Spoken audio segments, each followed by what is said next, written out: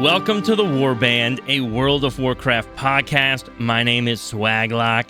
With me today, as always, dude, everybody's favorite poultry to, have a podcast about World of Warcraft. We have Chicken. What? Everyone's favorite poultry to have a podcast about. Yeah, dude. I just, Amen, I had to be brother. very specific because I can't say, such a firm statement if there's questionability about. But Chicken, we've got a fascinating episode ahead of us today. There's some major drama, by the way, dude. Like some major drama. We were talking about the GM cheating scandal last week, but this week we've got some news about a guild in WoW that is so toxic you can't even imagine. Like until you hear the story, of like what's going on, like you would not imagine what this guild has been up to and doing. I know, it's so crazy. So crazy. We also have some news just in World of Warcraft in general. Things going on. A WoW crossover that nobody but everybody saw coming. A lot happening. So, Chicken, what we're going to do, because we have a special guest in the end of the podcast, but really it's the majority of the podcast at this point, from the recording that we had. Yeah, so I'm going to let you kind of just dive into some of these main news points for the week, and then we'll talk about this guild drama a little bit, and that guild drama, I think, will naturally then lean into the conversation that we're going to have with this week's guest. Sweet. So, we have an official release date for Season 2, which is kind of crazy to think about, because we definitely are... Well, we were kind of on the money. I think we were a week late. Last week we said... No, we were right. Wait. Yeah, so I can explain. The patch drops on the 11th. Right. Yeah. The patch drops on the 11th. Yeah. And that's what we said, right? The 11th, 18th is like the perfect time. The 18th is the latest that we said you could start the season. That's true. Right? Yeah. So I think we were right on the money. So we're on the money almost. Which, by the way, by the way, I want to point out, our only, because in the past, you and I have predicted season drops based upon, when the time running event is ending or all sorts of, other things, right? Like, specific things are this random, buff goes away on this day, right? Clearly, if this buff goes away, the patch is dropping. In this case, though, you and I were literally just on the podcast looking at the calendar, okay, well, if today is here, and we know it's not launching next week because they need time to prep us and tell us about it, but they also need time to give us time to play before BlizzCon happens. We literally just were looking at the calendar and just spitballing. So I'm pretty proud of us. It's got to be this week. Yeah, not that there were a lot of weeks to guess, but yeah, it kind of became honestly easily predictable. Yeah, it was, but yeah. So the 18th, we can talk a little bit about that because I think it's going to be a little bit different. Maybe some of the things are a little bit different. Some aren't. So the first week on the 11th is when we get the new quest line, the new zone, all that kind of stuff. We get this new lair, which is the new kind of world boss, if you will. Mm-hmm. I think it's supposed to be more of kind of a single raid boss kind of deal. Yeah. It's only on world difficulty on August 11th. Yep, because the season hasn't started, right? So they have basically said it's a world boss, but not any type of raid content, which doesn't start until correct. Yes. We get the new dungeon. We get heroic and mythic zeros. We get the new dungeon rotation. We get season 2 prey on normal and hard mode. We get delves, all tiers, no bountiful delves though, and we get the single question mark nemesis and PvP stuff. I don't really care. And we get credit towards the Great Vault season 2 rewards. And then the week of the 18th, we get the new raid, official start of season 2, reset of mythic zeros, delves, get bountiful delves, and double question mark, nightmare prey, and then the lair, which we said it only has world difficulty, if you will. The lair now has normal, heroic, and mythic difficulty. So this layer thing is going to kind of be interesting. I'm interested to see how that goes, especially with this mythic difficulty. It sounds kind of neat. They are bringing back another note or another notable thing. They are bringing back Keystone Myth, but they don't give it a rating. They specifically leave out a rating, which I thought was kind of interesting. Yeah, so that's the maybe 3400 one this season, right? Yes, it's 3400 this season, but it might said, not be 3400. They've said that one they don't want to lock in a rating for it, Yes. and they kind of want to let it be season to season and let the difficulty remain the same. I think the problem they ran into is that like Keystone Master or Keystone Legend have progressively been getting easier. I want to believe that I've been progressively getting better. I think the truth is that they actually have. I think you probably have. I have a little bit of both. A little bit of both. But I do think they've significantly gotten easier in terms of like what it takes to achieve them. Oh yeah, yes. Yeah. And so because of that, I think Blizzard wants to be careful that like that, because what happens is if they add in this 3400 achievement and then it also progressively becomes easier, all of a sudden like you hit a point where Keystone Master, Keystone Legend, Keystone Hero, Keystone Myth are all like easily achievable. And so now they have to add in another one, right? And so eventually it's like, how many mounts do they have to give out for basically doing the same thing? And a lot. Yeah, right. And so it's like, oh, I ran all 2s. I got my Keystone Master. Now I ran all 5s. I got my Keystone Legend, right? All my 10s are done. Got my 3400. You know, I don't know. I'm making crap up. So it's good to see them being more flexible. I wouldn't be surprised if we saw like Keystone Master go away at some point. I hope not, because I think it's a fun opening challenge for people to do. Yeah, I would. Actually, I'd be kind of shocked if they took away Keystone Master, just because of what you're saying. Yeah, it is like an easy like entry level into getting some kind of achievement from Mythic Plus. Yeah, which is good. But there's just some fun stuff there.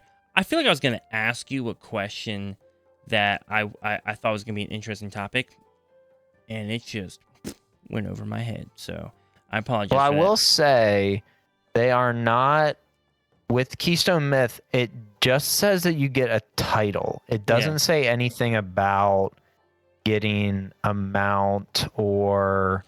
Is Myth the 3400 or is that the crazy 1% or something? Yes, that's the 34. Yeah, and it doesn't. It also no. So doesn't the say 34, about... the 3400, I think it will still give you a mount, because right now what the 3400 does, or whatever the rating is eventually, is it gives you the ability to get one of multiple mounts. So if they weren't planning it to still offer those multiple mounts in the future, they wouldn't have made that an option in the first place. I think you're right. Yeah, because I think it's only saying things that give like mounts or titles. Mount. Yeah, because it doesn't have Keystone Hero on here, which I guess if they got rid of Keystone Hero, it's probably not the biggest deal. Yeah, Keystone Hero lives in an odd spot because that's basically your like is that what is that like all portals? It's like all basically tens. Right. So it's kind of like all your portals is Keystone Hero, and so it kind of I don't know. It feels like it lives too close to pre-existing. Like you already feel like you're getting a reward. Yeah, and the portals are definitely, I think, a bigger reward than the whatever the shoulder appearance. Yeah, it just like makes your shoulders glowy. Yeah, cool. Yeah. So I know what I wanted to ask you as we talk about the new season coming up, and maybe this isn't a good time for the topic because we're already short on time, but I don't care. When we look at the new season, we've been hearing about these like mega labyrinths for a while now that they wanted. Yeah, they wanted to exist, right? About them. And it because it looks like it's getting pushed maybe to a 0.5, maybe a 0.7 patch. Dude, do you think, my question for you is, do you think there's a chance that Blizzard's actually really struggling in designing these and making them like viable and interesting? Like as if they had the idea and they launched, and the reason why I'm saying this, like it feels like they had the idea like, oh, mega dungeons would be sick. And so they marketed it before they actually knew if it was enjoyable gameplay or not, right? Like, is it actually a good gameplay loop? Does it feel like it fits in the ethos of everything else that exists, right? Like, why would you do this instead of something else? And if the answer is gear, then maybe the gear's too good, right? It's like all these kind of conversations, questions. And the reason why I bring that up, do you think there's a chance that we might never see it? Yeah, to be honest, I don't know. And another thing, I've never heard you use the word ethos before until now, and I know why you used it. Yes. I hear words and I just adopt them into my vocabulary. I was like, I've never heard you say that, but I know why you said that. Anyways, yeah, I don't know. To be honest, I do think the idea of like the mega dungeon kind of, or mega delve kind of like enticed a little bit, but then I don't know. Like, I think they're like general feedback from delves. I'd be curious to know what it is. Like, I would like to sit on a shoulder of someone that's like sending surveys out of like, oh, like, what do you think of delves? Rate them on a scale of 1 to 10. Are they enjoyable? Do they feel hard? Do they give good loot? Like, I'd like to see that, and I'm wondering if people are giving info of just like, it's just like either too long, or people just like steamroll them and don't care. Yeah. So they're nervous that people aren't going to do a longer version. Like, no offense, I would not do a longer version unless the loot pool is like god tier or something, right? Like, it's got to be something that's definitely like, okay, this is worth me spending the extra 15 minutes doing it. Yeah. So I'm wondering if it's something like that. Yeah, to be honest, like, it could be along your lines of like, is it even possible? Is it something that people even want? Like, let's just put a feeler out there. And I'm curious, like, how many times they actually do that as like, hey, the Dead by Daylight thing, right? Yeah. Like, we've heard so the game much mode about that they've that. like kind of hinted at existing, but we haven't seen anything about. Yeah, and was it hey, like, people were like, yeah, that seems cool, or were negative feedback based on data mining, and people were just like, oh, that sounds stupid, like, we would never play that, and they were like, let's just table this for a little bit. Like, I don't know. It is an interesting concept, but I wouldn't be surprised if they don't come, because I don't know. I just don't know. By the way, wouldn't it be the first time in WoW that we've seen like a feature promoted and then not actually make it to the game? But in this case, it doesn't seem like, I don't know. To me, it feels like it wouldn't be because of like time and creating the resources. It almost seems like because they maybe can't find a way to make it as enjoyable as they thought they were going to make it. Yeah. Does it make sense? I don't think it's actually like designed. Like in the past, they've cut things like cities. I think they cut the main city out of Warlords of Draenor, even just because they didn't have like enough time to design everything. Yeah. And my gut tells me the map possibly already exists, and they're just kind of like, okay, but how do we actually like make this more fun? Mm-hmm. Yeah, no, I think that's a pretty valid thing, just because I think that's valid, just because you think of mega dungeons, and that being, I mean, there's pretty much, there's not a mega dungeon in every season, not like a new one, but they find a way to incorporate either a new mega dungeon or an old one in every season. Yeah. Right? Like last season we had the Tazavesh, and I think the idea of making Tazavesh a dungeon that you could, run and get myth track gear on it was such a good idea. It was. I know a lot of like really like high-end hyper competitive players were annoyed because they were like, oh, but what if I fail and I'm behind? Who cares, dude? It's just a game. Have fun. Yeah, it's like, yeah, really, who cares? To me, it just made the challenge feel more meaningful and like high risk, high reward. Exactly. Sorry, I was like mid yawn. My bad. No worries. I should have been talking. But yeah, I should have known, bro. I should have known. Bro, I'm so sorry right now. I will find you a new co-host for the podcast. You deserve better, bro. You deserve better. We should have known this guest should have just been on for the whole episode.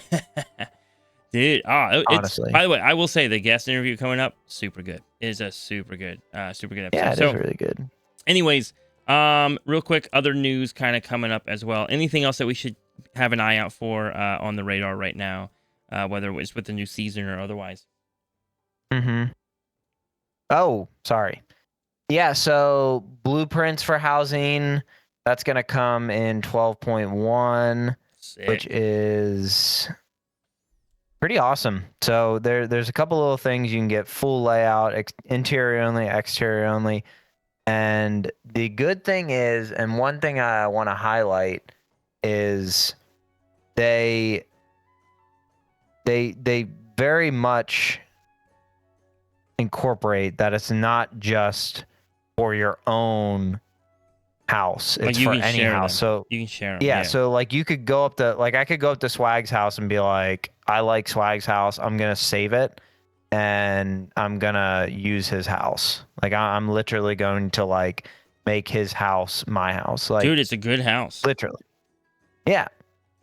Which to be honest, I'm a little kind of shocked by that. I thought they might make it a little more, decorate or a little more private, but actually it looks like that.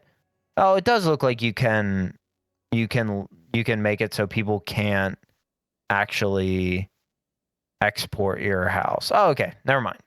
So it does look like you can make it so people aren't able to copy your build, Mm-hmm.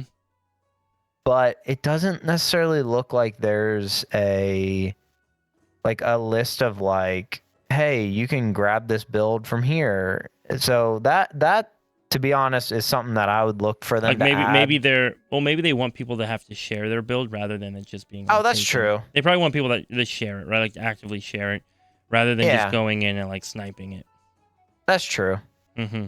So, yeah, I think that's a great feature, dude. There's so many times that I'm like, I want to try something new, and then it's like I just don't want to scrap what I have. So it's a great idea. I'm glad that that's coming. Totally makes sense.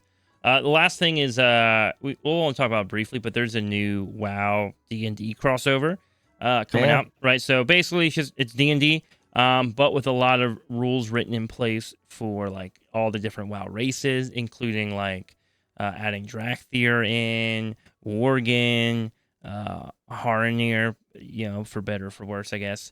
Earthen, I think, right? So they add in like all the new WoW races, make some modifications as well to a lot of the pre-existing D&D races in the game. Chicken, you'll be happy to know that rock gnomes still play the same.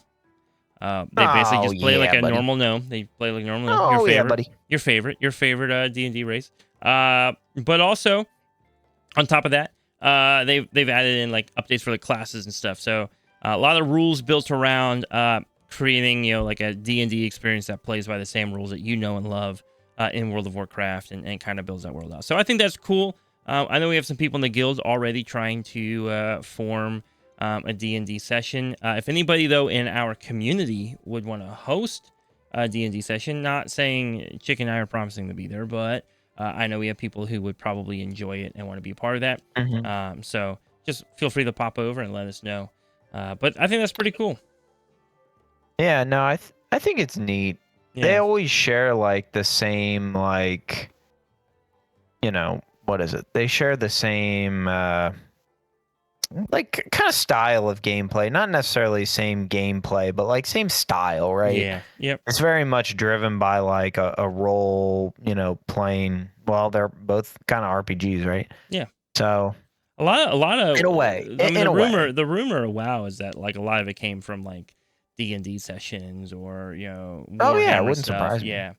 So never shocked by that. But I want to get into the drama this week, all right? Because in a moment we're gonna have a guest on our podcast talking about our guild, right? And like the thoughts that go into forming the guild that we're in, Astra, and like good leadership principles in the guild, how to form a healthy guild, how to build up a healthy guild. But this week, and by the way, this interview that we have planned for today had nothing to do with this topic right now. This was planned ahead of time before this news story came across my desk, before I saw what was going on. But I just thought it was like so interesting. I was like, dude, what perfect timing to be able to talk about this. I actually reached out, by the way, to the guy who like kind of broke the story on it and who has been like deeply affected by it, a guy named Nightman, to see if he wants to join us on the podcast. I haven't heard back from him, maybe in the future, but I haven't heard back from him yet. It was just like a couple days ago, so give him some time. But what I will say though, interesting. Yeah. Dude, I almost booked just a double guest episode, which now in hindsight to the interview we did seems wild, right? But first 3 hour long podcast. Yeah, for real. But anyways, I want to give the story what's going on. So earlier this week, I get a message from one of our guild members, a guy named Dark. I love Dark. He's awesome. He messages me and he's like, yo, dude, you have to check this out. And he just like sends me a link to this series of this dude. It's like, I think now it's a 3-part series. When he first sent it to me, it was a 2-part series. But it's this guy named Nightman. He is a content creator for World of Warcraft. He streams, but he plays Classic. He doesn't play retail WoW, as far as I know. It's actually funny. I'm looking back now, and the thumbnails that I had originally seen for it were very like AI created, and now his thumbnails are very like, you can tell, like human design. And so I think that's pretty cool that like, I think he probably got some feedback and updated, and it looks good. So now when you see it, you really know what the video is. But anyways, guy named Nightman, and the video is just titled like exposing the most toxic guild in World of Warcraft. And you're like, okay, let's see what's going on, right? And when you think about like the most toxic guild, you kind of like get some preconceived ideas, like, oh, dude, there's drama going on in there. You hear stories about like, I hate that this is the example I'm using, but you hear stories of like the guild where like they're all in love with like the same girl in the guild, and she's trying to mind her own business, but now all of a sudden like all the dudes are fighting each other the whole time. Or like the guilds where like the officers are like siphoning off like gold from the players, or like trying to take things, or whatever. People are just mean, right? Like you hear all sorts of stories about toxic guilds, right? Maybe inappropriate language. And when I say inappropriate language, I mean like the way they're talking to each other. Maybe like sexual language, maybe like slurs or insults, right? You think of like all these things of like what a toxic guild is. So when I went in to open this video, I'm gonna be honest, I 100% expected this guy just to be exaggerating and being like a little over dramatic. I was like legit going there like, dude, it's probably gonna be an absolute nothing burger. And I remember part of me was like, why does it even matter? Like, why can't you just leave the guild? Like, if it's that toxic, why can't you just leave the guild, move on? Cool, that's great, right? Like, I don't know. If I was in the guild and it was toxic, I would just go. Like, that'd be my answer. So I pull up this video. I start watching this video, and all of a sudden it becomes very apparent. This dude wasn't even in the guild. He wasn't in the guild, right? So interesting. All of a sudden it gets deeper. It's like, okay, well, it's toxic, but he wasn't in it. So what's going on here? So let me give you like the 30,000 foot kind of synopsis of what's happening. I encourage you, if you haven't watched it yet, for people listening, definitely go watch it. I listened to it while I was at like work with headphones in while I was working. Very, very fascinating. But basically, what's going on is on like a PvP classic server, right? And you know how like oftentimes there's like class discords and different things. You know what I'm talking about, chicken? Like how like you have like, like it'll be like, oh, this is the Blood Decay Discord, right? Or whatever. And they're really unofficial discords, right? Like they're not sanctioned by Blizzard. They're not under Blizzard's authority, but like it is the Discord for doing that thing, right? So anyways, they have a server, a Discord server for the server that they play on in WoW, the PvP server. Because it's classic, they're not doing anything like cross server, right? There's no cross server play. And so like that communication actually matters a lot, and that community becomes a lot tighter. Well, what ends up happening is like some dude goes into the Discord, and again, the guy's name's Nightman, the guy who was like making the video. This dude goes into Discord and starts just typing out, Nightman is a racist, Nightman's a racist. Every time Nightman posts, he just comments, you're a racist, you're a racist, you're a racist. Out of just nowhere. Like this just came out of like absolutely nowhere. Like Nightman is like adamantly confident that he is not a racist, has never said a racist thing, especially not like on stream, especially not in content creation, especially not in Discord, not in game. So he's like just stumped, confused why this like would even happen.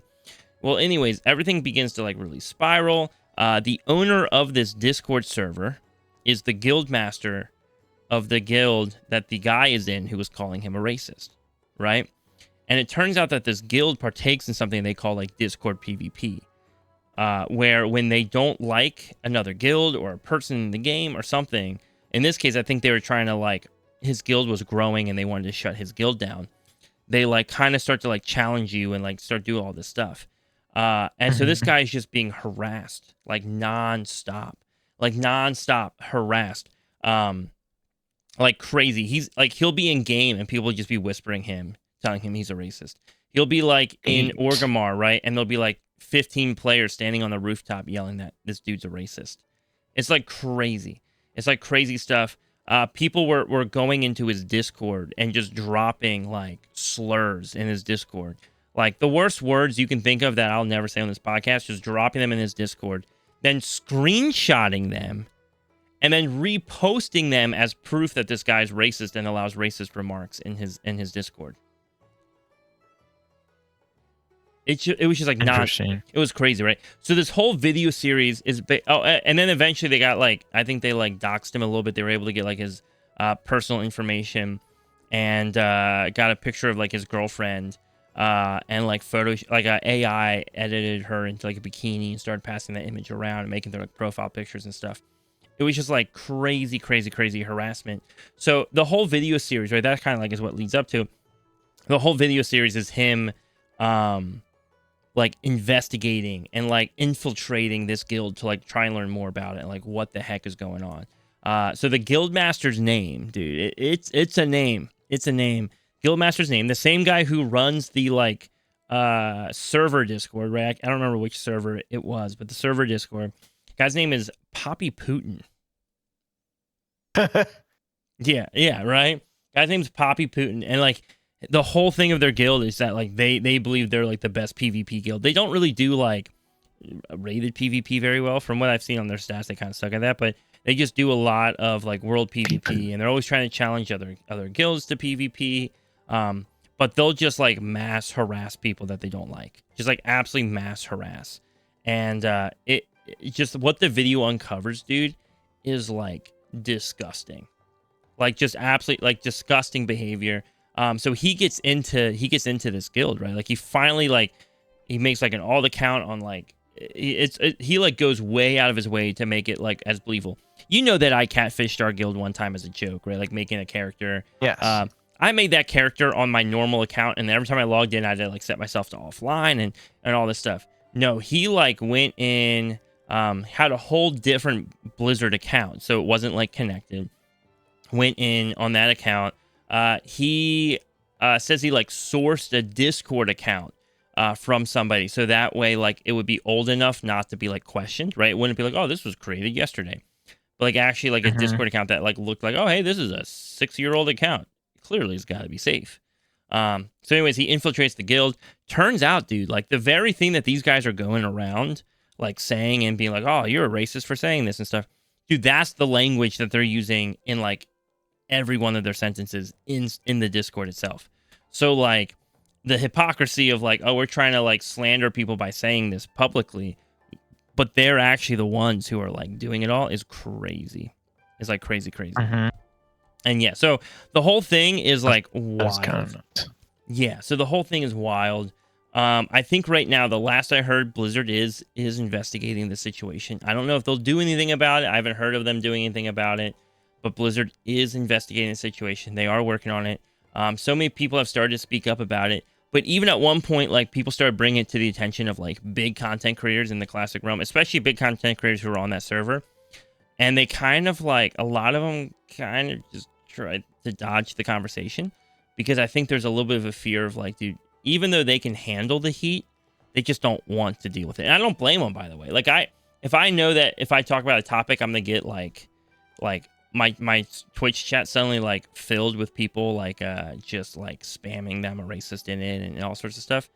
Yeah, I'm probably not going to like try and step on that beehive, right? I hate to say it, right? Like you'd be like, oh, well, that's cowardly, that's whatever. Yeah, but it's also like self-preservation, right? It's a little bit of self-preservation. You kind of dodge it. Zaryu is one of the bigger names that kind of like it was brought to his attention, and you could tell he kind of dodged it. Like, hey, I really don't want to discuss it. I don't want to talk about it. But he did say that he did pass the video along to a guy he knows at Blizzard who said that they're now investigating. So he at least like. He made appropriate steps, but he wasn't going to like try and publicly like start talking about it because again, the whole thing is wild.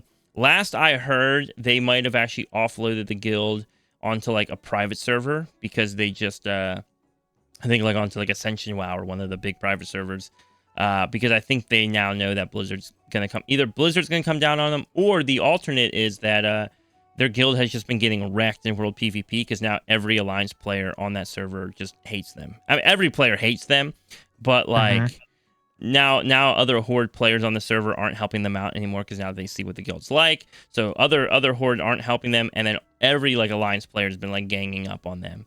And so they've just been like getting nonstop. Like they can't even like enjoy the game themselves now. And so the whole thing is like crazy. It's wild. But like, man, it was just this like, I wish we had a little bit more time to talk about it, but the sense I got from it was that this guild master and a lot of people in the guild, right? Their sense of pride was like, we're the best, and to prove we're the best, we're gonna like push everybody else out. And dude, yeah, it was crazy. It was the whole story is wild. Which I think is a great reason why we're about to kind of transition now into an interview that you and I recorded earlier with our guild master, kind of talking through, well, if that's what an unhealthy guild looks like the most toxic guild, then what does like one of the healthiest guilds in WoW look like, right? Like one of the guilds that you and I would say is probably one of the friendliest, most encouraging guilds in the game, like, right? Like what does that look like? Oh, easily, yeah. Yep. Easily. Best guild in the game. Best guild in the game. Absolutely. Best guild. So we're going to transition into that conversation momentarily. Before we do, though, since we're not going to really have a lot of listener questions today, most of them we're saving for next week. I just want to remind you guys that our Patreon supporters are amazing. You guys are the best. If you want to support this podcast, I don't know why I said it like that, but if you want to support this podcast and keep us on the air and kind of help us as we move towards creating video content and some other really cool stuff, you can do so through our Patreon. There's a link down below in the description. It's just a huge help. Our Patreon supporters get first dibs on questions that they ask on Discord. They also get access to live streams of our recordings as we're recording them live, and then generally sooner access to watching that live stream after it's been like processed and whatnot. Yeah, generally soon. Well, it kind of depends, right? Because like we're recording it Sunday night. The episode goes out tomorrow morning. So unless you want to listen to it at like 2 a.m., you know, you're fine. But oftentimes sounds like a good idea to me. Yeah, that's true. But anyways, we just want to thank everybody who has been supporting us on Patreon. It's absolutely huge. It means everything to us. And with that said, though, we are now going to shift over and get to that interview. All right, we are back right now with a special moment with a guest on the podcast, someone who's been here before and has talked with us extensively, and someone you've actually heard about, whether directly or about the work that they do. But Chick and I are really excited to bring back our second ever guest, I believe our second ever guest on the podcast. That's not true. Maybe, you're right. Sorry. Maybe it is true. Sorry. Right? No, that is true. I thought you meant the first guest we've ever brought back a second time. That would be too complicated. But no, the second guest we've ever had on the podcast. Almost every week you hear us talk about our guild, Astra, and how much we love Astra. Of course, you know, I would always encourage you to check it out if you're looking for a safe, non-toxic guild to be a part of that still enjoys some raiding, some dungeons, home decorating. That's one of our new categories as a guild. Transmog contests. They even just sit in VC and watch movies together. Not me, I couldn't do that, but they love doing that. Do that. Yeah, dude, you miss out, bro. Oh, dang. But anyways, I'm getting off topic. We want to welcome in our guild master, who has led our guild like half a decade now. It's got to be over half a decade. Man. Yeah, I know, crazy, right? But I want to welcome in Spell to the podcast. Spell, how are you doing? Hey guys, thank you for having me. I'm doing great. How are you guys doing? Doing good. Doing fantastic. So if you've ran a guild for half a decade, that would make you exactly old enough to have a guild for half a decade, right? Yeah. That would, yes. That would align, yes. Wow, dude. Interesting. That would be like the same amount of time. That's a little suspicious. I don't know. Yeah, dude, that's like the same amount of time as somebody who has been eating ice cream for a half a decade. Okay, there was a joke in there, but it went over both of your heads. That's okay. That's fine. Anyways, though, we actually have real stuff to talk about. I promise. But the reason why we're bringing Spell onto the podcast this week was, one, to talk about the guild that we love and healthy guild communities and kind of what leadership principles go behind that. I know we have a bunch of different officers and guild masters who listen to our podcast. We also have just a lot of people who are in guilds and love their guilds and want to help their guild grow and maybe see some of these tension points or drama points. We're technically recording this segment before the rest of the podcast, but in today's episode of the podcast, we're going to be talking a good bit about some drama going down in WoW Classic about the Red Empire, arguably WoW's most toxic guild. And so I think this is just kind of like a nice, alternative kind of conversation, from all of that into now discussing what makes such a healthy guild and everything else. So, Spell, before we kind of go into maybe the Q&A and the crazy conversations and the technicalities, I just kind of want to hear a little bit about your journey in WoW. If you just want to open up a little bit about that, kind of what got you started in WoW and what ultimately led you to create a guild or start a guild or even just run a guild. I know that's a lot, so I'm just going to let you start yapping and we'll continue from there. Thanks, Wag. So we're celebrating the guild's 5th anniversary this year, which is huge for us because it feels like we've been around for half a decade. Mm-hmm. I started WoW way too long ago, and I think it's been more than 15 years, but I was playing on and off. And I think the one theme through the years was always that I was always looking for community. And I felt that was, easy to find, but I think there's a little bit of everything in WoW for everyone. So, if you're looking for a hardcore PvP guild, you've got those. If you're looking for a hardcore raiding guild, you've got those. But I never was really able to find a guild where the central focal point was really the community and friendship and being there for each other and just enhancing the WoW experience for the folks in it. And so I think the trigger point for me was about 5 years ago. I was in a guild. There was some toxic behavior, parted ways, and I was like, finally, okay, if I want this to be done well, I need to probably do it myself. Yeah. I don't want that to sound Thanos, though like right? Thanos in Oh my Avengers. gosh. No. Guess I gotta do this myself. No, I get that. No, Spell, I get it. Spell puts the No. glove on. She puts the glove on. She's like, exactly. I'm gonna form a guild with all the stones, housing and All the PvP and stones. dungeons, Housing. raid. Well, I think if you're looking for something and you're not happy with what's out there on the market, just create it yourself. And I say this often to other folks that ask me about guild leading and whatnot. It's not these games don't need to just have one guild like ours. It'll be successful when there are several guilds like ours that are thriving in building community and building safe spaces for folks to be able to learn and have fun.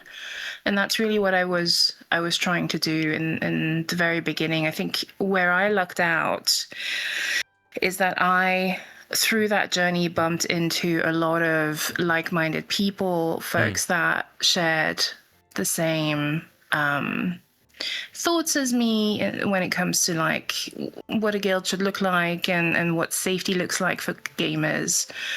And so I have an amazing, fantastic officers team. They're not even a team, they're family at this point.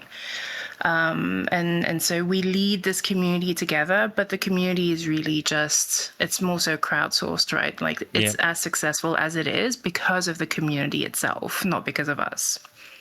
Absolutely. Right. You just can't have a guild when the only people involved are your officer team or your guild master. Yeah. Mm-hmm.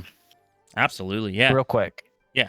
Do you know how many guilds you were in before you started Astra? Was it 1, 2, 3, 75. 10? 75. At least 10.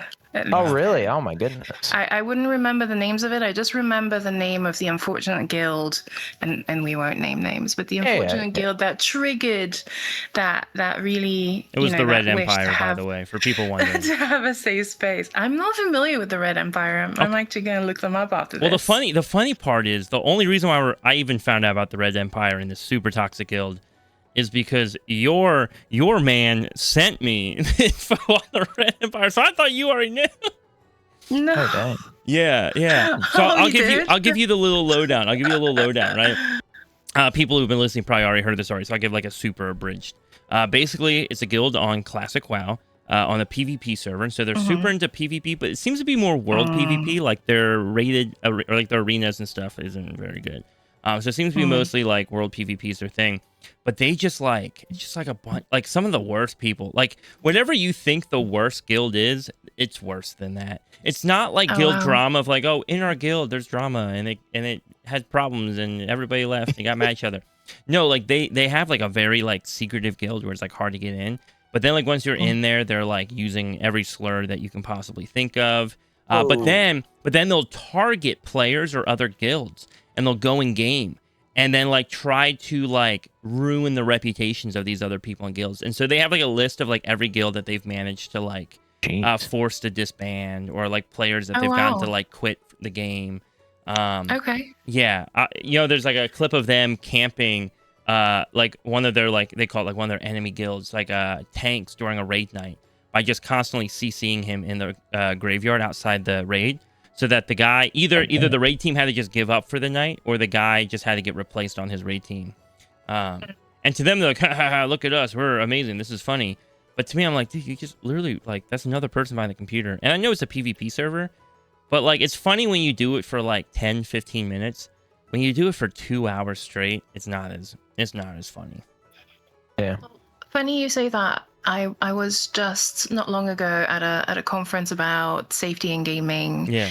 And what's interesting is that what you're explaining at that point, really, I think, it kind of transcends PvPing or being like, haha, war games.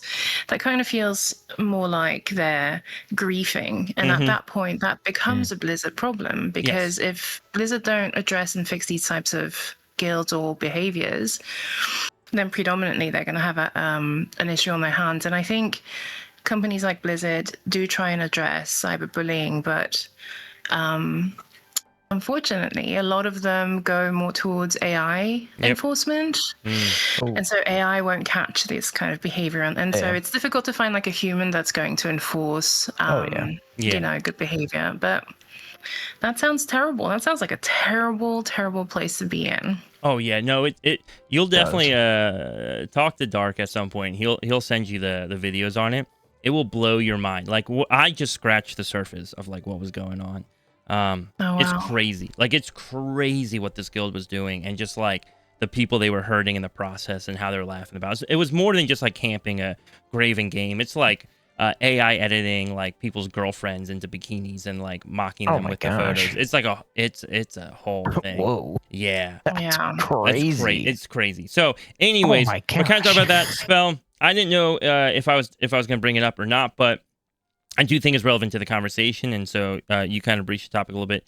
But your background, right, like your career background has for a long time revolved around internet safety and like healthy protocols online to keep people safe. And have you found that like that has influenced, since you had just brought that up, do you feel like that has influenced kind of some of your insight? Because I know you talk about having a great officer team, and you talk about just being lucky with the people who have joined the guild and been a part of it. But I don't think our guild is an accident by any means. And I think our officer team is ultimately united by the vision that you set and the goals that you've placed before us. So I'd love to ask, like, as a guild master, kind of forming this guild in the early stages of the guild, that background of yours, that career of yours in internet safety, how has that influenced the way that you've kind of built up Astra to be a place that players feel comfortable in? Because, by the way, that's one of the reasons why a lot of people from this podcast go to check out the guild. Because they want to go somewhere they feel like I can just enjoy being here, and I don't have to be worried. I don't have to feel like I'm watching my back. I can just have fun. That's a great question. I've been in the industry. It's called the trust and safety industry for 14 years now. I've celebrated my 14th year, and I think you're right in saying that it has completely built my worldview when it comes to online safety. So what I personally seek, right, like that safety in a community, that's what I strive to provide to other people, because I I really want to create safe spaces. I think people deserve safe spaces so that they don't have to be subjected to the kind of guilt that you were just talking about. And so in building Astra, and then in building kind of like the protocol structure around it, around like our rules, our regulations, we try not to be too prescriptive or too strict, but I think there are some common grounds that people need to agree upon when they're joining. And I mean, my experience in trust and safety has helped me kind of set those guidelines and those rules, and they also inform my decision making when I'm trying to make decisions on behalf of the guild. When it comes to maybe some users that are showcasing behavior that might not necessarily fit into the ethos or not fit into what we want ultimately for the community. So I think I would be lying if I said it didn't influence it at all. It very much does. I think I want to put like a quick pause on this conversation. I think what's interesting is how when you mention players not quite fitting into the ethos of the guild or the community of the guild, the culture of the guild, you didn't necessarily say, hey, when players break the rules. You just say, hey, when they don't fit. And you were even very clear that like the rules you make aren't trying to like, right, like they're not reading like a 30-page TOS to be a part of the guild. Right. And I think that's really interesting because we live in a time right now where I think we think in very legal terms a lot, right? And so like legally, if I do something that people hate, but technically I didn't break the law, nothing you can do about it, right? Like it just is what it is. But a guild doesn't have to operate in that capacity. Chicken and I, we used to run a Minecraft server, and it was like the Wild West of Minecraft servers, kind of intentionally, because it was supposed to kind of encourage like theft and PvP and just like that kind of dynamic. It did cause plenty of problems, it was a headache at times, but there were a lot of moments where like somebody would do something and someone else would get real mad and bring it to us and bring it to our attention, like, hey, can you take care of this? Player did this thing. And it's like, well, technically that's not really against the rules. Maybe we'll make a new rule moving forward, but they never broke a rule. But in this case, when it comes to a guild, when you're trying to establish a culture, especially a culture that's welcoming, encouraging, when people feel like, oh, so long as I don't break the rules, they can't touch me. That's not a healthy environment. Like you really want to cultivate and build a place that, right, is enjoyable to be in, even if that means that like you kind of have to at times make calls that like aren't necessarily based off of, oh, well, this was a rule broken. Yeah, you do need to be able to make that executive decision, because you're like the rules are one element of it, right? And then I think you could have a bad actor that does kind of operate within those rules, and you would still need to make kind of that decision to see if they're a good fit for the community. And look, it sucks, right? Having to make decisions that impact folks that want to be there, that are just displaying their true self, however, and that maybe does not constitute a good fit. And having to ask them kindly to leave is never a fun experience, but I think it's something that we do to ensure that the broader community just feels safe and that they can enjoy their time with us. Yeah. And I think some people might hear that and be like, oh, well, then do I have to like watch over my back all the time, over my shoulder, to make sure that like the officers aren't suddenly angry at me and want to kick me out? I don't think like there have been, I'll say, you're not allowed to say it. I'm a step down in leadership from you, so I'm allowed to say it. Right? There have been people who have joined the guild who I'm just like, I don't like hanging out with this person. I don't enjoy this person. But they're not causing like a harm to community. I'm not kicking this person out of the guild. And even still, I would actually say the number of times we've removed somebody simply because they purely just weren't a good fit is very rare, right? Of the thousands of people who have joined the guild, because I would say we've probably had over 1,000. It is so rare. Rare. I wouldn't be able to count them on So it's rare, and I think what we pride ourselves on, and also most of it was safety too. We felt like people were unsafe in those situations. Yeah. Yes. And that, I think, yes, absolutely. But we there's a decision-making process that goes, like, I try to never make decisions in a silo. I value very much collective wisdom, And so I will check with my officers. I'll check my gut. I'll make sure that I can explain, like, everything that I do, I feel should be explainable. Yeah. And then we collectively make decisions. And the one thing that I always ask everyone to hold me accountable and that I hold others accountable is that these decisions can never be personal. Yep. I will never allow myself or anyone else to target someone for personal reasons. It really needs to be like, like a community issue or safety issue or something that really triggers us to have to collect and like chat about it. That's why you didn't let me ban chicken from the guild. True. Yeah. Oh my gosh. Yeah, I wanted to We ban really enjoy having chicken around, so we said no targeting chicken. Yeah. And I literally do nothing. Though now with his feet cologne situation, we should talk about it again. Yeah. I will say, the two points in this conversation, like to touch upon. One, when you do go to the officers to talk about these things, one of the things I love is like the officers don't often agree on decisions. No. And we do butt heads. Like I'll use a name. I'm going to use a name, right? Because I think names add value to things. Dude, Lex and I, Lex is our raid leader, one of our officers. Lex and I like butt heads all the time in these conversations. And yet Lex is probably one of my favorite people to talk to and game with. But that's the health of it. Like the health of it is like when we're in these conversations, I think of it like, I think of it, I love history, right? I think of like the founding fathers at times, right? In American history, like they butted heads, but it was by butting heads they created something beautiful. Yeah. And that's what it feels like with our team, is that we butt heads occasionally, but man, we always just like, we leave that conversation unified. We leave that conversation in it. Ultimately, like in agreement that like what we decided as a team is healthy, even if we didn't all agree with it, the majority agreed with it. And so we're all gonna back it and support it and speak well of it. And there's a discussion behind it. I think that's the important element, right? It's like bringing it to the group, but also when building. And this is one of maybe my biggest tips to folks aspiring out there to like guild leading or creating a group or a team the same way that we do. It's like never build a team, never build an echo chamber. Yeah. Because that will take you down paths that you don't want to go down. You always want to have like a 10th man in the group that will force you to think differently about the problem that you're facing.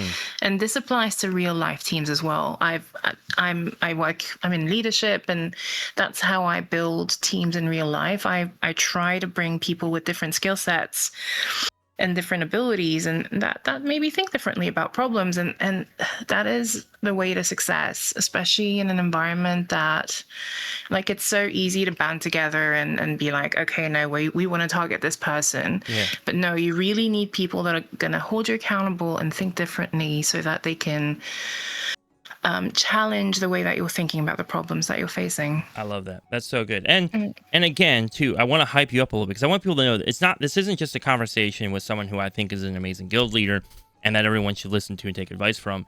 So you're not just speaking from guild leadership experience. You're speaking from a real world experience where you lead many high level large teams across, I think, the country, right? Like that you lead these teams and that you have been building this for a long time and you've done it in multiple different businesses and enterprises.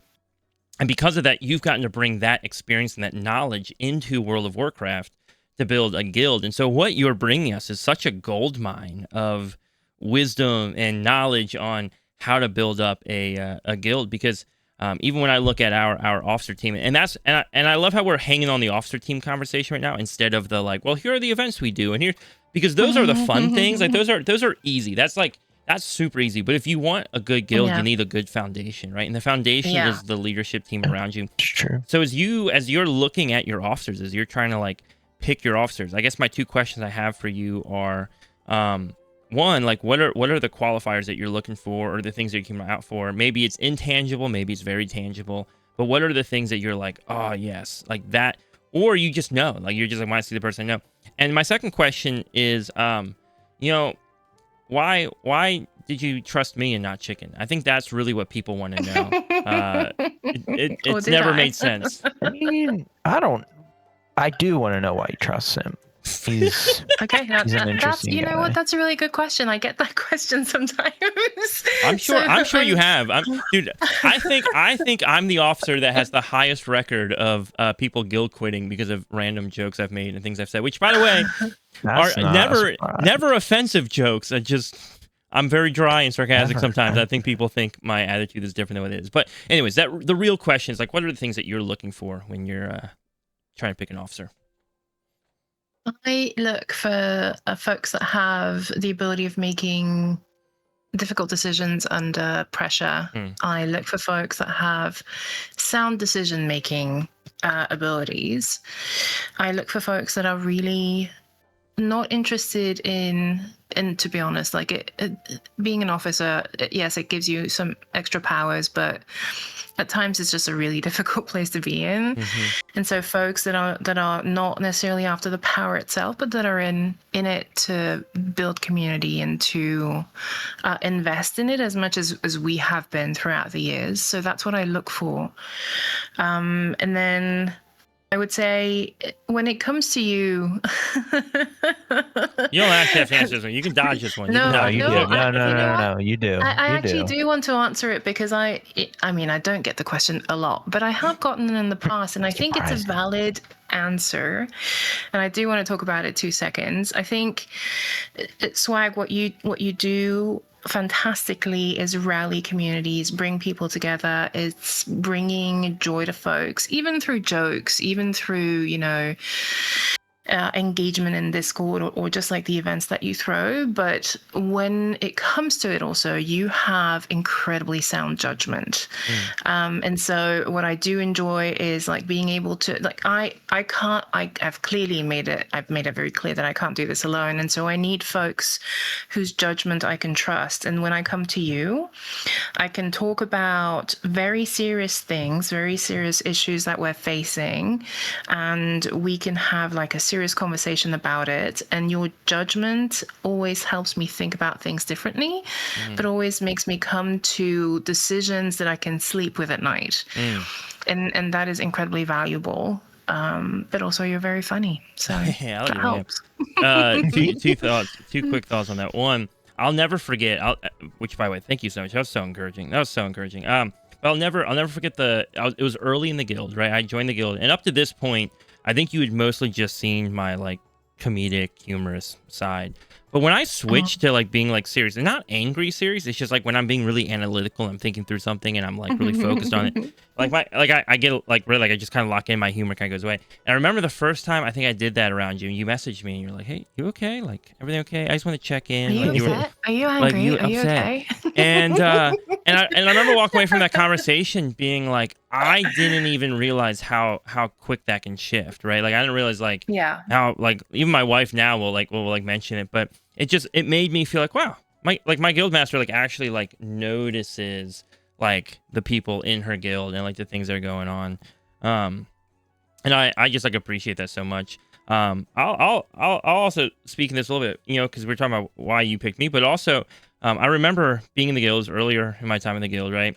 And you messaged me one day, or I don't remember what the conversation was, but somehow we were having a conversation and I either offhandedly said it or you had asked me, and I was just like, I'm not interested in being an officer in the guild. I think it was because I was helping run like events. I wanted to help run events, but I like didn't want to take the officer role at the time. And because in my mind I was like, because there's part of me that like likes being able to do things without having as much authority over my head, right? And so by not being an officer, I can kind of just run events and do what I want to do and not have the accountability of like having to run events, right? I just get to do it because I want to do it. And so like I was like vibing in that world.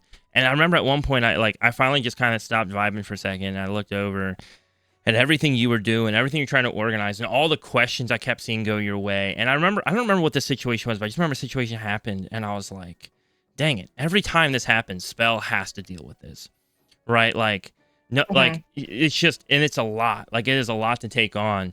And that's when I like reached out to you. I was like, hey, if that offer is still there, I'd like to do it. And I remember you were like, but why? Like, why now? And I was just like, because I don't like, yeah, sure, I can just vibe and run events, but ultimately, like, I realized that, like, I don't want to just help the guild by being an event person. I also want to help the guild by, like, pulling stress off your shoulders, by, like, helping helping be a part of like building this thing. And that's been a really, I think, fun part of my time in the guild. Hasn't been the like, oh, I'm an officer, I can do whatever the heck I want, but it's been the I'm an officer. My role is to like support our guild master and like see the vision she's casting and like build that up, right? And I would encourage anyone here who's like an officer in their guild. Your role isn't to prove something to your guild master or to try and create your own thing, but like see the vision your guild master is building and like champion that, like cast that vision for them, like help build it up, help make it bigger. Preach. And if there's a lack of vision, help bring vision, help bring, what's next for your guild and try to build that, because people will come to that. They will, if you have, thoughts around what your community needs to look like, then people will be attracted to that. And I think, people like Swag, people like Lex, Mira, Z, they are now like, they both help invest in the community, but they're also part of that fabric, right? It's like the community is what it is today because of them, because of our guildlings and everyone that's in here really just pouring into it, because they want to protect what it is. And so that's beautiful. That makes my life so much easier because folks really want to protect this little oasis that we've created. And one of the things I love too about our officer team is not everybody plays the same role on the team, right? And I mean that like in an untraditional way. Like, sure, you have Lex, who is like your raid leader, and I technically organize our weekly M+ event, but I've also built into a way where I'm also fairly hands off. Once the event is like organized, I kind of back off and let it just run as it is. But really, though, every one of our officers just plays such a different role, not just in terms of events or organization, but also just socially within the guild, right? So you have a Lex who is your raid leader and organized and really like he's analyzing everything and he's assisting players by going over their stats and giving them advice and coaching them to take to the next level. But then, and you have like myself running, like I'll run events all day long if I have the schedule to do it. Marriage has made that a little bit harder, but no regrets on my end. I'll just say that right now. But no regrets on ours. She's amazing. She's wonderful. She's wonderful. But then you also have like a player or officer like Z, where Z's real strength, I think, ultimately lies in like he's kind of a little bit quiet, right? Like sometimes you think being an officer you have to be like most outspoken or whatever. But Z's a little bit more introverted. But man, he will just be in game all day assisting players. If somebody's like, "Hey Z, can you come help me with this?" Doesn't matter if that dungeon is way below him. Absolutely, he's jumping in. He's lending a hand. What he built, I think he single-handedly built so much trust for our officer team by just being on the ground with the players, lifting them up. I agree. Through physical support. Yeah. You have like a Mira, right, who is again like just always checking in with people, making sure people are okay, making sure that they feel seen and heard and taken care of. Even to the point where like people who listen to our podcast who are interested in joining the guild, oftentimes Mira's the first one who reaches out. Like once the ticket's open to join, Mira's the first one who reaches out to ask if they need any help, if they need an invite. She's like logging in at like weird hours of the day to make sure someone can get into the guild. Right? Like there's just so many different roles that I think people play. And that it's hard to find like a one size fits all, but you kind of just see what's the need that we have right now. Yeah, and then you also play to the strengths of your team. I think forcing folks to do things that doesn't come naturally to them in an environment where they're really paying to have fun is counterproductive. So really like identify the strengths of your team, ensure that that's the team that you want to work with, and then just let them thrive. And they do. Like everyone shows up in their own way, but the common theme is that everyone shows up. Yeah. And I think that's what's beautiful about it. They, like you guys do this for hours a week, hours a day. You do not get paid because I do not pay you. No. Unless it's with hugs and love. But I will say though, to be fair, I have had a few pizzas delivered to the apartment and a few really nice little gift boxes and Christmas gift boxes. That's and true. I got a really nice ornament with our all of our officer stockings on it for Christmas. It's really cute. I put it on my tree every year. So I will say like I try what I can. Yeah, there are some. We feel valued still in all of that, right? We still feel like very taken care of. Well, because I run out of I personally, I mean, I'm so thankful for everyone being here and doing what they do, you know, from like every single person, Yeah. from Cal to Z, that I'm just I want to make sure that you guys feel appreciated and understand that I'm eternally thankful for just sharing in my vision of what a guild needs to look like or what a community needs to look like. And you know, we're always going to be only halfway there. We're always going to get better at it. We're never ever finished. And I always look forward to like collaborating with everyone on what the next step looks like for this guild. Yeah, absolutely. I love that. Thanks for I know we talked about officers for a while, which has been good, and maybe we'll shift gears, but that is such an important topic. I think if your officer team isn't there, right? How it's just hard. It's hard to build that by yourself. It's tough. Yeah, alone it's tough. Yeah. It's not impossible, and you don't need to have a very large team. You just need to have a couple of folks that you truly trust. Yeah. And that you'd be able to just hand over the guild to and walk away for a while if you have to. And that's the kind of trust you need to build with folks. Yeah. And yeah. Absolutely. And there was a moment when housing was first added into WoW where we had to because I think you were away for the weekend on the work trip. Yes. And so we timed it so when you came back, it was the wee hours of the morning or something. All the officers logged in, and even not just the officers, but I think you also allowed officers who have since kind of retired from the officer position as well to kind of sneak into the neighborhood first before anyone knew it was made, and kind of land their plots. And remember, most people totally understood. Right off the bat, most people didn't care. I think I heard one person kind of grumble a little bit about it in a voice chat, and it kind of hurt me. I will admit, as an officer, it kind of hurt me a little bit, because it's okay, well, as an officer, I every Sunday I'm making sure everything's taken care of for these teams. I'm sorting through 15 messages I get every week about our M+ event, and I'm sitting there trying to make a cute little graphic to promote it. I'm going through the spreadsheets trying to form the teams during the week, showing up at raid, to assist when as much as I can.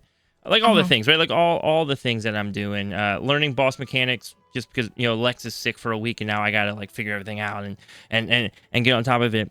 And so there are those moments where you can kind of do something nice for your officers, where it's just hey, look, they put a lot in, they put a lot in, and to your point, right? I'm paying to play a game, and so it is funny how it can be there are some players, I think, that look at the officer role as an expectation, of course you're supposed to be doing this, but really it's just we just love the community, and we want to build that up. And every once in a blue moon, it's very rare, but every once in a blue moon you kind of get stabbed a little bit, where you're ugh. Has that as an officer or as a guild master, how does that kind of affect you? Because you put more than any of us into it.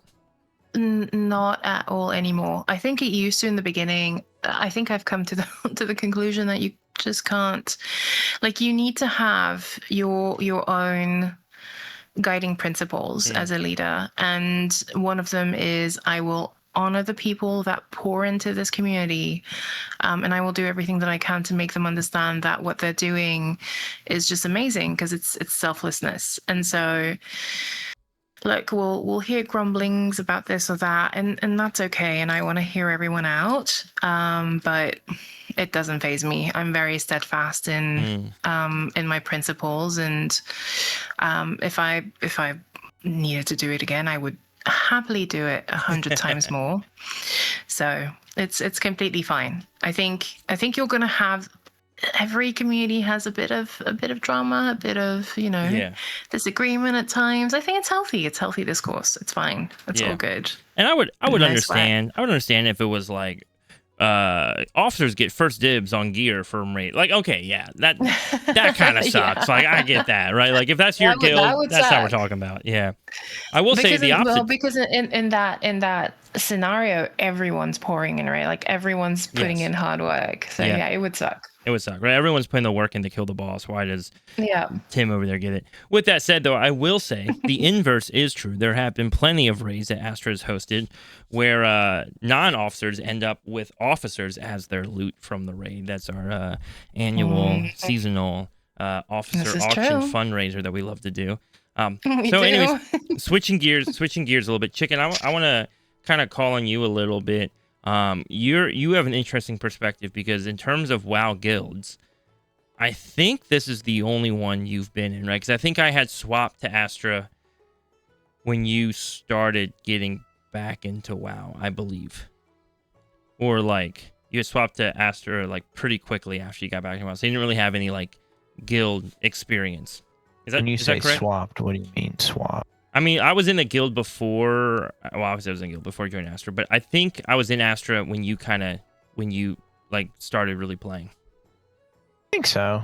Yeah. To be honest, I can't really remember. Yeah. Feels like it was too long ago. Right. So from your perspective, as somebody who's like in our guild, who's been in our guild for a long time, but also doesn't really have experience in a guild outside of ours. You're not in an officer role, right? Like you're just one of the members of the guild, so it's also a different angle than what Spell and I bring to the conversation. Kind of like what's your overall like experience with the environment of the guild? With the what? I'm sorry. Just like Say the it again. environment, the culture, the community. Oh, of the guild. environment? Yeah. Oh, yeah, it's always good. People are nice. People talk to me all the time, and I do all the content. I'm like, dude, I only play with the guild. I never play with pugs, ever. That's not true. You pug all the time, dude. Why do you not play with the guild? That's the real question. I'm like the worst guildie ever. Literally. You know how many people in the guild want to run dungeons with you? I know. You log in and it's bad. We would love to. You log in, you the only time I play queue. is like 5 in. That's okay. Spell's on at 5 in. At 2 o'clock, yeah. She's 2 in. Dude, I used to get up. I used to get up earlier for work. Sad. I used to get up earlier for work Sunday mornings than I do now. I kind of sleep in a little bit more. I've gotten more in the rhythm of my job, so it doesn't take me as long to get ready in the morning. But I used to get up earlier, and it'd be funny because I get up at like 4:30. I'm like getting ready, and I get like a message from Spell, and she's like, "Why are you on Discord? Go to bed." And I'm like, "No, Yeah. I'm waking up. I'm waking up. I go to work. Why are you still on Discord?" Yeah. True story. She's like, "I was That's only the 1:30 life. here. It's not late." But yeah, no, I love that. And so I kind of want to transition, Spell, into not just the leadership of the officer team, and I understand this conversation is going a little bit longer. So if we have to cut it short, just shoot me a little DM on Discord and be like, "Swag, cut off the conversation." But kind of pick your brain a little bit, not just the leadership side of the guild, but also in terms of the just the community, the events, the planning, right? As you think through the guild, what are the things that like kind of get you excited? What are the things that when you log into WoW, like you want to see happening in our guild? And I'll be honest, Spell, there are times, listen, you won't admit this, I'll admit it, there are plenty of times that our guild master reaches out to the officers and Spell's like, "Yo guys, what are we doing? We got no events on the calendar. We got nothing happening. What is going on?" Listen, Spell will act like it's all because of an awesome officer team. That's just because she's so nice and caring and thoughtful in how she speaks of us. But she keeps us in line, and she makes sure that these things happen. She really is super thoughtful in it. So I'm gonna kind of just pass the mic to you metaphorically and kind of let you kind of talk through that a bit.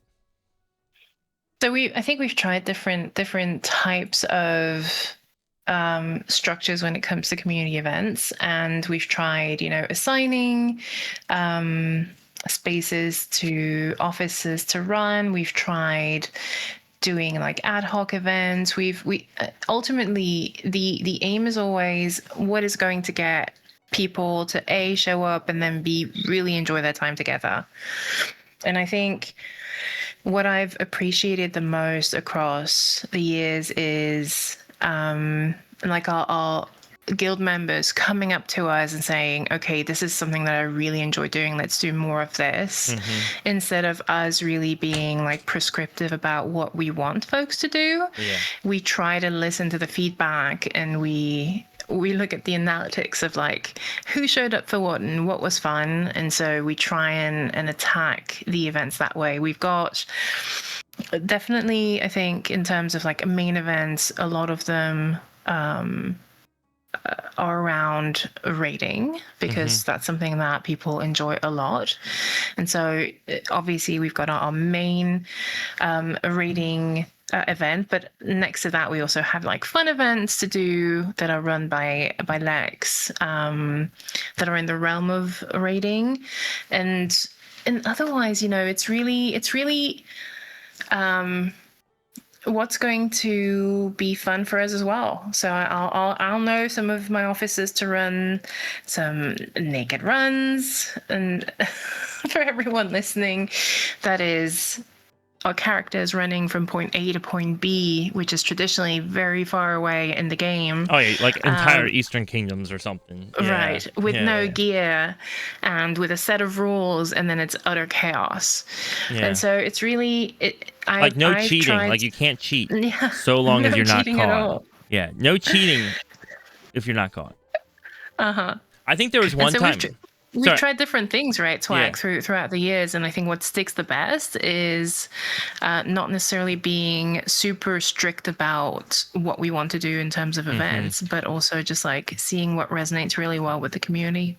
Yeah, and what does stink sometimes is, man, there are moments where like you'll have like people reach out and be like, hey, I really like, can we do this event? Can we make this happen? I've had times where an event that we normally do is kind of on break because we're at the tail of a season and there's just not enough engagement, and somebody reaches out like, hey, can we really do some more of these? Like, I really want to do some more. And you're like, I know you do. I really know you do. But if we schedule this, only 2 other people are going to show up. And so now we're going to, and what's hard, again, it's our officers are real human beings, and they're not paid. They're not paid to do this. And so it's hard on their officers when like their whole day has to be scheduled around knowing that they can't do anything else at that time, right? So like a lot of times our like keys events happen on Sundays, and so I have to make sure, hey, Sunday evenings I'm always home, right? Like especially at the beginning of a season, I'm always home, and so it becomes hard when it's like, hey, well, I only know 2 or 3 people are going to show up to this. Now we're asking one of our officers to be there and organize this and make it happen. So they put all the time into planning, communicating, coordinating, being present, and so you kind of have to balance like what is the worth of that, right? Like at what point do you go, hey, look, we just can't. And I always feel bad. Like when someone really wants to do something, we just know that like there won't be enough engagement. But the nice thing too is like there's nothing stopping people in our guild from just grassrooting events.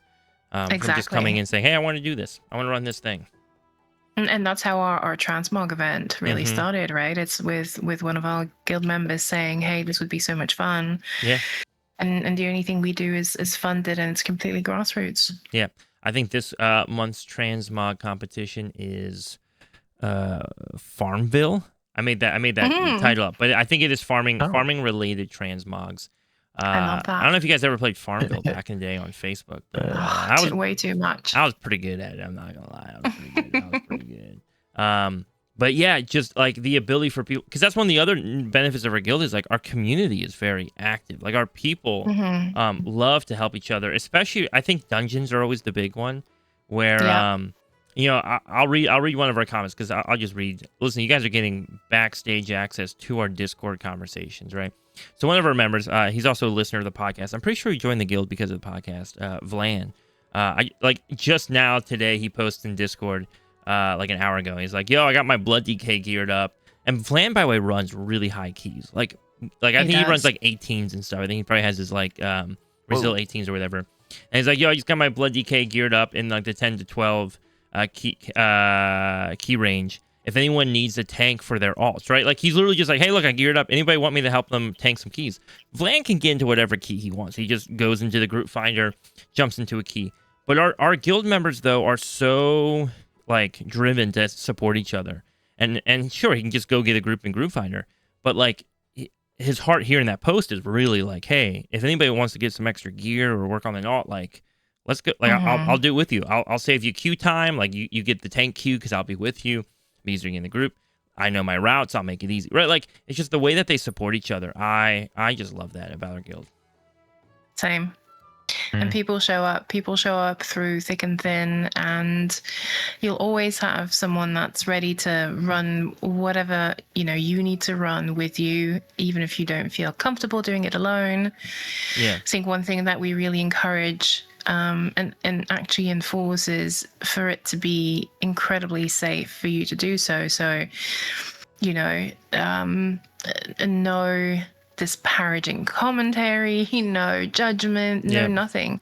It's just a group of people that want to really help you run content and want to help you engage and grow. And I think that's beautiful, right? So like, how can you not love that? I think that's amazing when people show up for each other. I think one of the things we watch out for a lot is backseat raid leading, right?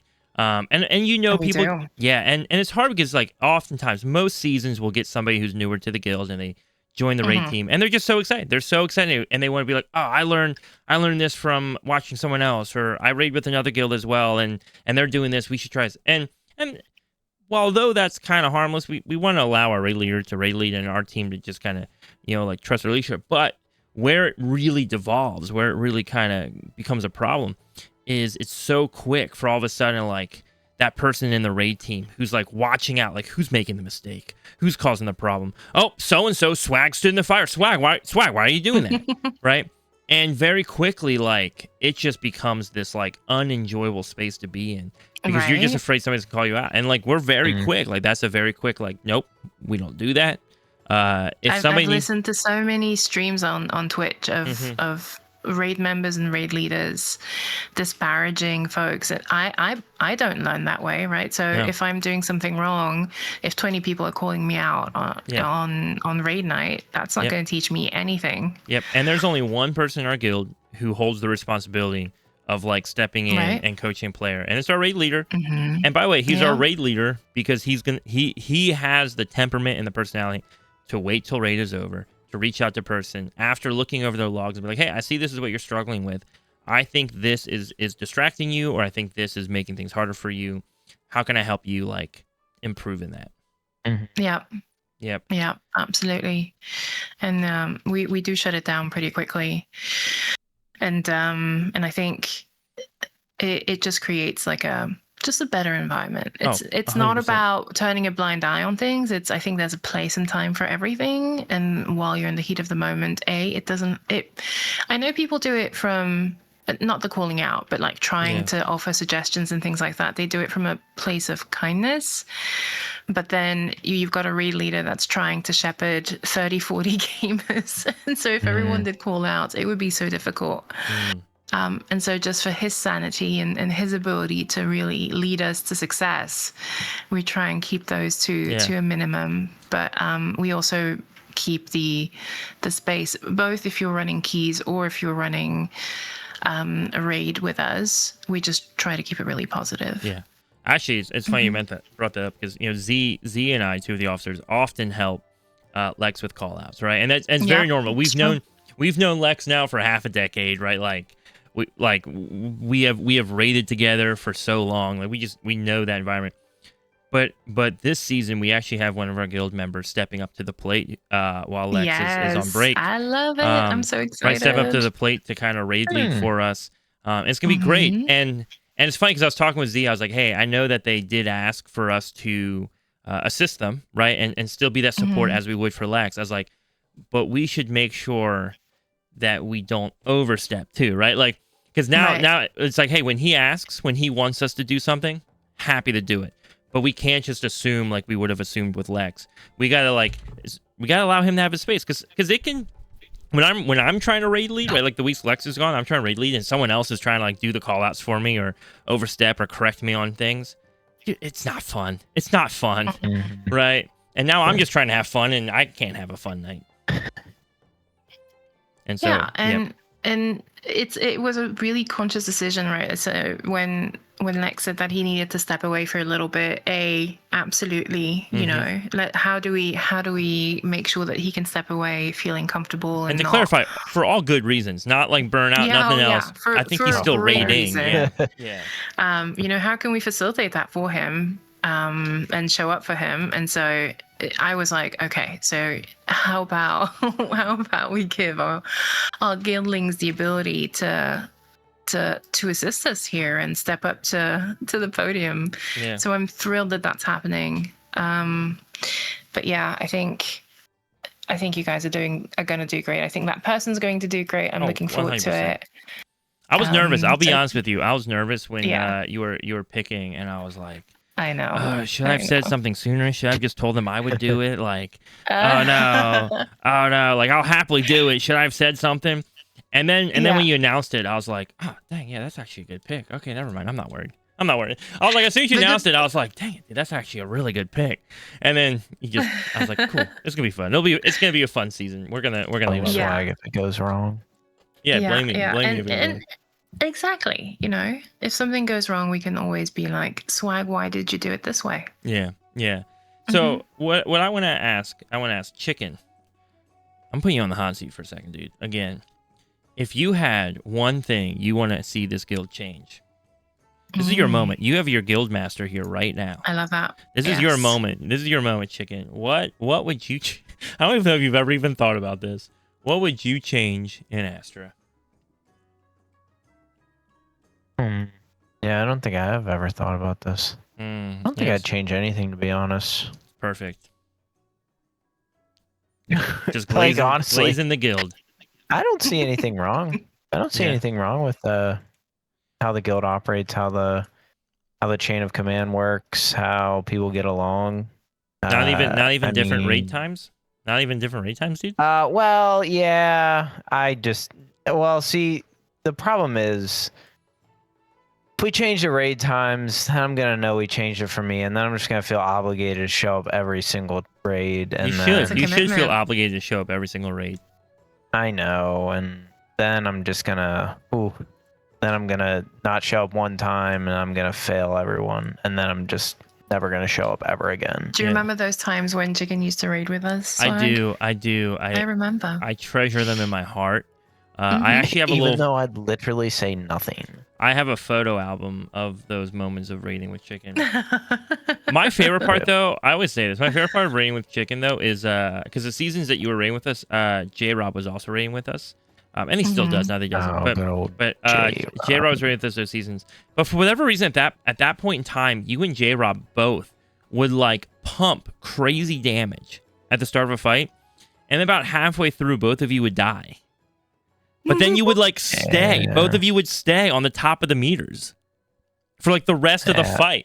And I'd always like become a meme. Yeah, I'd always be like, dude, these guys are dead. How are they up there? How are they up there? Is it just like their burst is so good that like it carries them through the whole fight?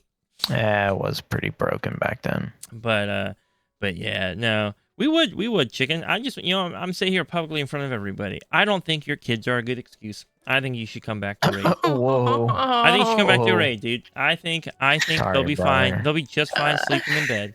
I think you use your kids as an excuse to get out of the raid. I don't think they're actually why you don't raid. That's my theory. My kids are fake. I think it's commendable that Chicken chooses his kids over having fun. Yeah, but see, that's my argument. My argument is that I'm not sure if he is choosing his kids over raid, or if he's just saying he's choosing his kids over raid, and that his children are like a really convenient excuse for why he quote unquote can't raid with us.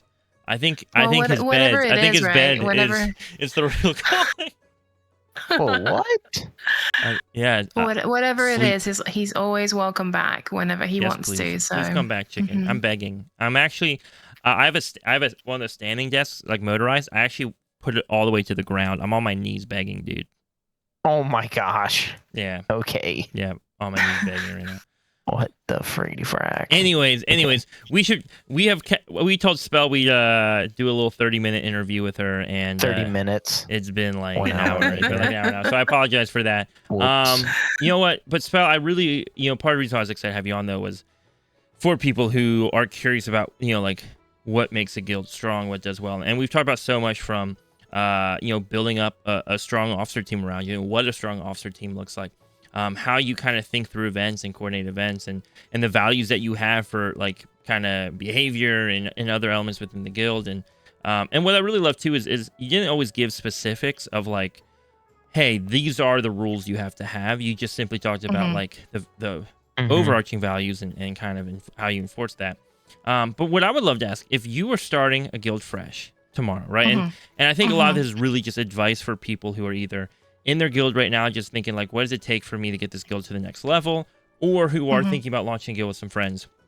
If you were starting a guild tomorrow, what like 3 things like would you want to make like top priority like right off the bat to do? Or Like if you're three like already- really practical like steps that you would want to do. Yeah. Whether it's Mhm. events, whether it's a certain organizational structure, whether it's a Discord design, right? Like the way that you build out the community, certain like I don't know, whatever you think becomes the most valuable right off the bat that you're like, or things that you're like most people don't think about this, but this is a game changer. Yeah. I would say, okay, if I were to start again, I would say try to verbalize what it is that you're trying to build. Don't just build something to build something. Make sure that you have a thought behind what you want your product, your community, your guild to look like, so that you can roadmap it. You can bring it to where you want. It doesn't have to be big. It can be tiny. It can be a guild around, I don't know, pie making, whatever it is. Just make sure that it resonates with you and that it really represents what you want to put out there into the world. I think that's really important for it to have an identity. I think number 2 is don't take it too seriously. But take it seriously. Don't make this a second job. Don't ruin it for yourself. Don't take yourself too seriously. Try to have fun, but also make sure that you're making it safe for your players, that you have some guiding principles around how you want your guild to run, what you want your officers to do. Just think that through and don't wing it. I think there are when you're running a guild, there are some things you can wing, some other things that you probably shouldn't. I think that's one of them. But not turning it into a second job is really important, because then you're going to burn yourself out. Yeah. And then I would say,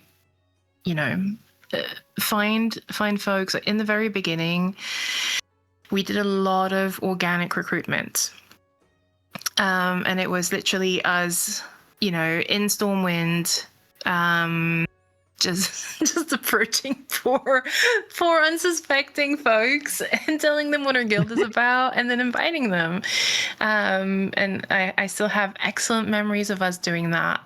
And I think that's a really good way of doing it. Like find like-minded folks, bring them in, pitch to them, talk to them, connect with the folks that are in your guild. Never let it turn into a mammoth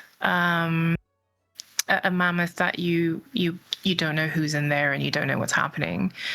But organic recruitment is great, at least in the beginning. Just have fun with it. It's supposed to be fun for you. It's supposed to be fun for others, and people will feel it if you're having fun with what you're creating. I love that. And those are very like practical, like good steps for somebody who's like starting a guild to really think through. Especially like just kind of setting boundaries and guidelines and kind of creating some structure, right? Like you kind of want it to be a little loosey-goosey, but also at the same time, you want to kind of make sure you eliminate the risk that something could really burn you as well. Yeah. And you're right. Some structure is good, but don't forget that these are they're all adults, right? So you also can't over restrict what people do, otherwise they won't want to stay. Yeah. So just finding that happy medium for you when you're building what you want to build, I think is a good way to go by it.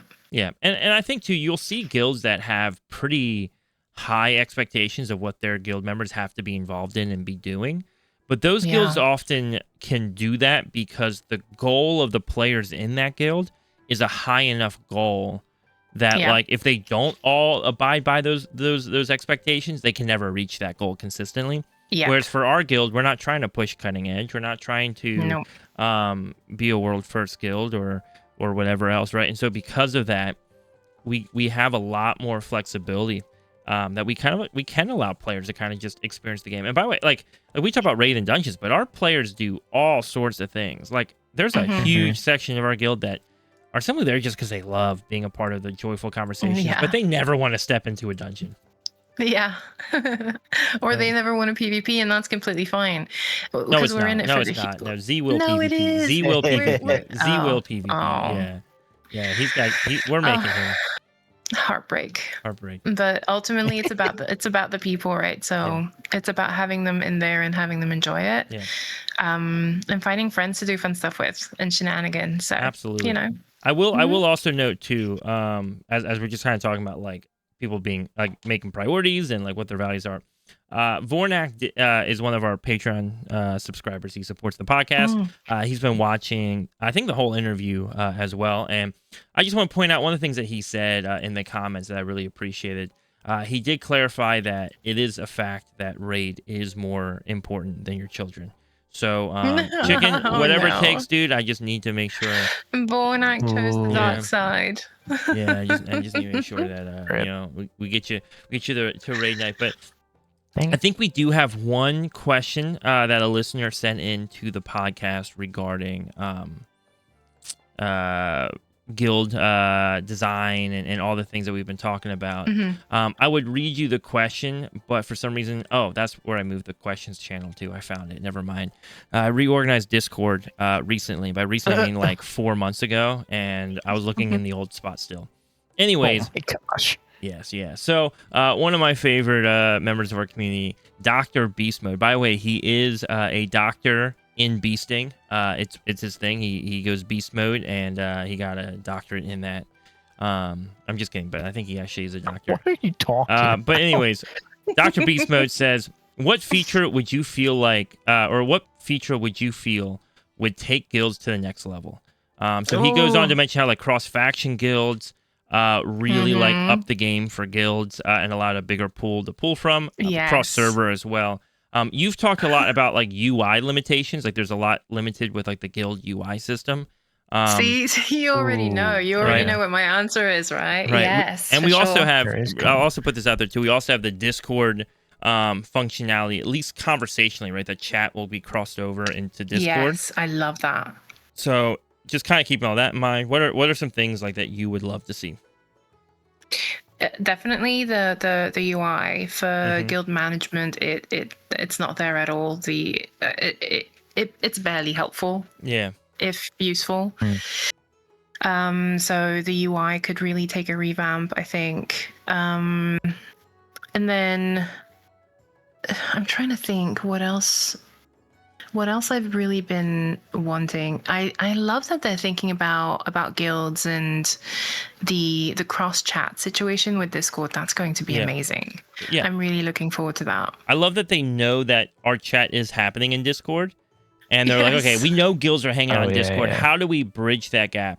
Especially, the funny thing is, like, when I'm in-game, now, not everybody has 2 monitors. So people with 1 monitor, I'm sure they really appreciate it. When I'm in-game, I always have my second monitor up with Discord. But the ability now that, like, when I'm in-game or not, like, when I'm at work, right? Like, if I'm at work doing whatever, and I pull up Discord, or I'm out, like, at my, friends... I don't know where I'm gonna be. I'm at the grocery store while my wife is shopping around, and I pull up Discord on my phone, right? The grocery store. All right, I'll be more accurate. While I'm standing in a Marshall's and my wife is shopping around. There you go. There we go.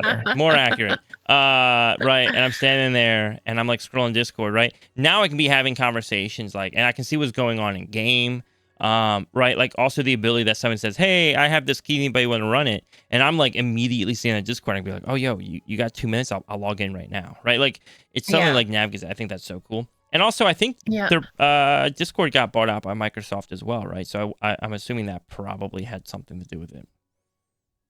I think more integration, right? I think it's a great first step. More integration of, predominantly everyone's on Discord who is on WoW, or the majority is. I think more integration is going to be great. Like calendar integration will be great. I think the calendaring system is a little outdated as well. Oh yeah, that's true. Like creating events and things like that. It's just a little labor intensive. So I think that would be great. And then I think guild leaderships and offices are often the first ones to detect sometimes safety issues, and maybe a way to have priority customer service to be able to flag these things to Blizzard would be great. It's something that I often think about. especially in bigger guilds, you're exposed to a lot of things, and so a way to flag those with priority to Blizzard would be great. And then you always talk about something that I think, like, an idea that has a lot of value is like the amount of people that you can get into a guild, the alt situation, how every alt takes up space. Instead of counting per alt, counting per account, and limiting it that way, I think would go a long way, because they give us the ability to have like 50 billion alts, but then where do we house those people or those alts? And I also understand too that like maybe you want to give different perms to an alt, right? Or you want different alts in different guilds, and that makes sense. But you know how like you click on someone's name and then you can like see their note there, like you can see their note there. Like how easy it would be, like someone can click on their name in the guild, right? It's one of their characters' names. They click on their character's name, and then when it goes over, it just lists all their characters that are in the guild. And you can like maybe crown or put a mark or star or whatever on one of them, so that's the one whose name shows up when they're offline, right? Yeah. And then each one of them in that list, when you click on their name, when that list comes down, you can also still adjust their like rank and stuff. So that way, like you don't lose the functionality that does currently exist, but at the same time, I hate seeing that we have 899 people in the guild and we're capped at 1,000, so we have to keep removing people from the guild. But of those 899 that are in the guild, actually only 300 of them are unique people, and the other 700 or 600 are like just alts. Yeah, my team will tell you that I hate. One thing that I do hate is like that inflation that brings having a million alts that are inactive in a guild, because it's not a true representation of what your population looks like. Yep. And so I'm constantly monitoring, and I have like retention periods. I have like a whole list of how long I'm retaining folks that are like idle for X amount of time, and then I'm constantly cleaning. Yeah. But then it's not fun for folks, because when they want to be active on an alt, they then need to bring it back. They lose, I think they lose perks, or they lose status, or whatever it is. Yeah. And so I think maybe overhauling that would be helpful. Now that's a pretty unique, I think, element of our guild that we do. Like we do pretty periodic cleanings. And I think you remove players based upon a certain number, like a span of time based upon their rank, right? So like hypothetically, like an entry level rank, if they haven't logged in 2 months, they're probably getting kicked. If it's somebody who like is a pretty high up rank, maybe I'm just throwing random numbers out there. Maybe it's like 6 months or something. But right, I literally it's actually one. It's don't 1 month. Say that. It's 1 month. I really am just throwing random numbers out there.